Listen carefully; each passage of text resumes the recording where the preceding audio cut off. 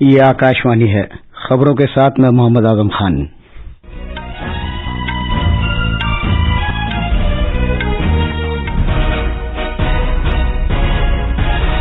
پہلے اس وقت کی خاص خبریں۔ گجرات اسمبلی چناؤ کے پہلے مرحلے کے لیے آج شام انتخابی مہم ختم ہو رہی ہے۔ صدر جمہوریہ دروپدی مرمو نے ہریانہ کے کروکشیتر میں بین الاقوامی گیتا فیسٹیول کا افتتاح کیا ہے۔ قومی سلامتی کے مشیر اجیت ڈوبھال نے کہا ہے کہ سرحد پار کی دہشت گردی اور ISIS کی شے پر کی جانے والی دہشت گردی بدستور خطرہ بنی ہوئی ہے۔ وزیر خارجہ ڈاکٹر ایس جے شنکر نے کہا کہ بھارت کی ٹیکنالوجی کے فروغ سے بھارت کی ترقی کا گہرا رشتہ ہے۔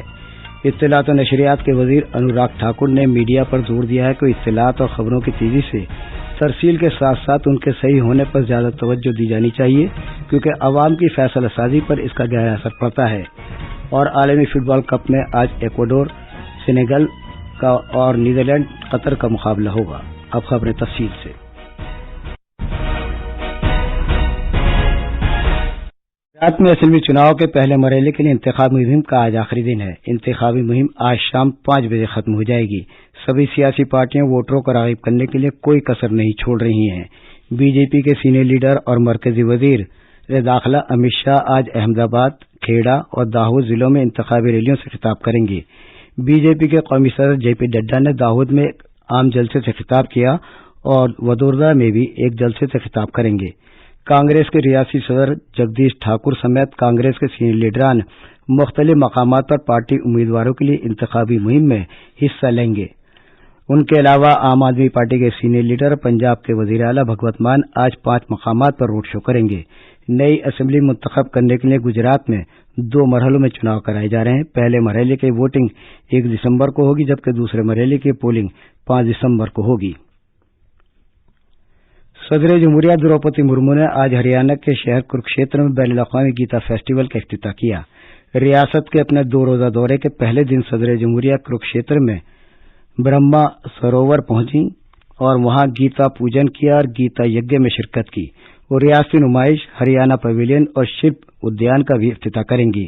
صدر جمہوریہ نے مدھیہ پردیش کے پویلین کا بھی معائنہ کیا، جو بین الاقوامی گیتا فیسٹیول کی شراکت دار ریاست ہے۔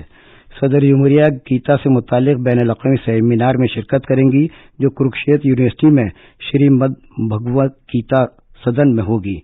وہ نیروگی ہریانہ اسکیم سمیت ہریانہ سرکار کے 3 بڑے پروجیکٹوں کا ورچوئل طور پر افتتاح کریں گی اور سرسا میڈیکل کالج کا سنگ بنیاد بھی رکھیں گی۔ محترمہ مرمو مہمان خصوصی کی حیثیت کروکشیتر کے نیشنل انسٹی ٹیوٹ آف ٹیکنالوجی کی 18ویں تقسیم اسناد کی تقریب میں شرکت کریں گی۔ صدر جمہوریہ شام میں چنڈی گڑھ پہنچیں گی۔ ہریانہ کے راج بھون میں شام میں ایک ثقافتی پروگرام کا بھی اہتمام کیا جائے گا۔ کل صدر جمہوریہ مرمو بیٹی بچاؤ بیٹی پڑھاؤ مہم کے آشا ورکروں اور دیگر شراکت داروں کے ساتھ براہ راست بات چیت کریں گی۔ وہ ہریانہ کی کھیل شخصیتوں اور اسکول جانے والی لڑکیوں کے ساتھ بھی بات چیت کریں گی۔ قومی سلامتی کے مشیر اجیت ڈوبھال نے کہا ہے کہ سرحد پار کی دہشت گردی اور ISIS کی شے پر کی جانے والی دہشت گردی بدستور خطرہ بنی ہوئی ہے۔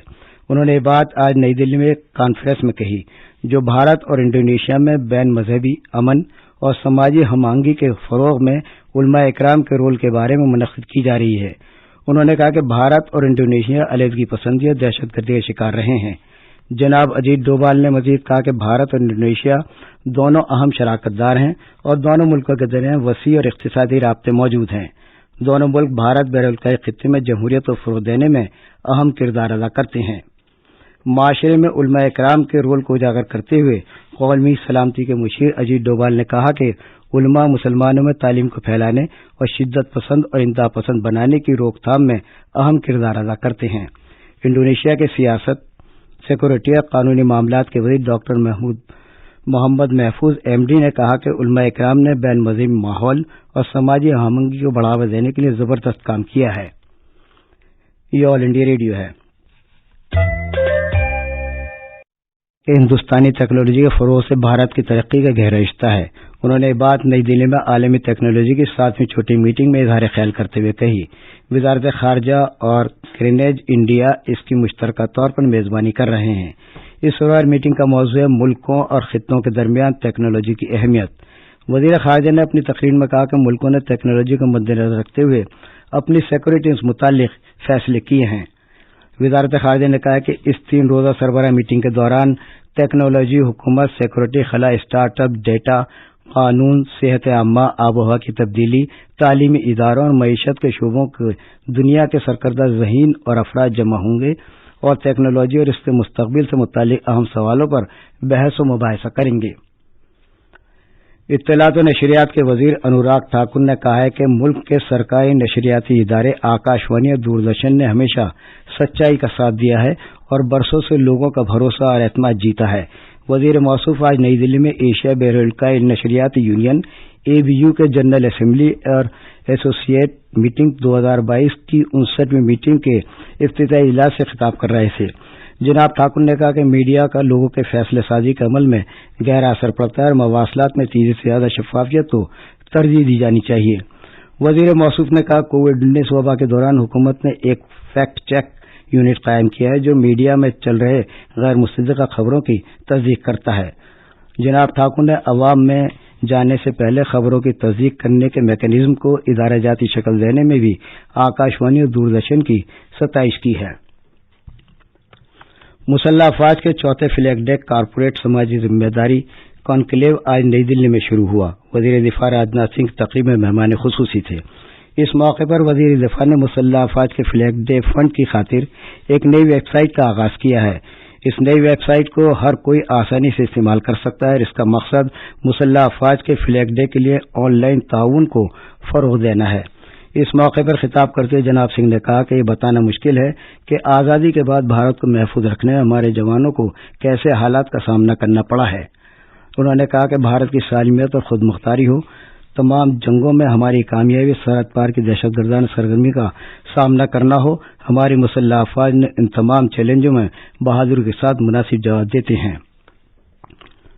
بھارت اور آذربائیجان کے دفتر خارجہ کی مشاورتی میٹنگ کا 5واں دور نئی دلی میں منعقد ہوا۔ دونوں فریقوں نے بھارت اور آذربائیجان کے درمیان باہمی رشتوں کا جامع طریقے سے جائزہ لیا، جن میں سیاسی، تجارتی اور معاشی، قونصلر، ثقافتی اور تعلیمی امور شامل ہیں۔ علاقائی معاملات، اقوام متحدہ اور دیگر کثیر سطحی اداروں میں تعاون پر بھی تبادلہ خیال ہوا۔ بھارتی وفد کی قیادت سیکریٹری مغرب سنجے ورما نے کی۔ اس سال بھارت اور آذربائیجان نے اپنے سفارتی رشتوں کے قیام کے 30 سال مکمل کیے ہیں۔ بھارت ان پہلے ملکوں میں سے ایک تھا جنہوں نے 1991 میں آذربائیجان کی آزادی کو تسلیم کیا تھا۔ دونوں ملکوں نے مختلف شعبوں میں تعاون میں کامیابی کے ساتھ گوناگونیت پیدا کی ہے، خاص طور پر تجارت، کامرس اور توانائی کے شعبے میں دو طرفہ تجارت میں کئی گنا اضافہ ہوا ہے اور آج یہ تقریباً $1 ارب ہے۔ بجلی کی وزارت نے ایک اسکیم شروع کی تاکہ شکتی پالیسی کے تحت 5 سال کے لیے 4500 میگا واٹ بجلی خریداری کی جا سکے۔ وزارت کا کہنا ہے کہ اسکیم سے ان ریاستوں کو مدد ملے گی جو بجلی قلت سے دوچار ہیں۔ اس کے علاوہ اس اسکیم سے بجلی تیار کرنے والے پلانٹس کو اپنی صلاحیت بڑھانے میں بھی مدد ملے گی۔